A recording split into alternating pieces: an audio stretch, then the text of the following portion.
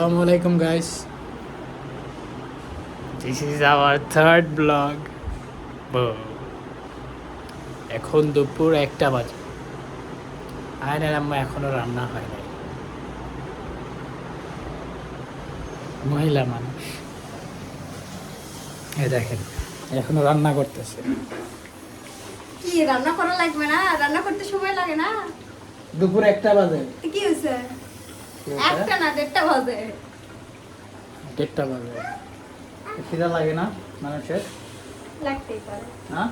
লাগতেই পারে। দেখো রূপচাঁদা মাছ ভুনা করলাম। ভালো জিনিস।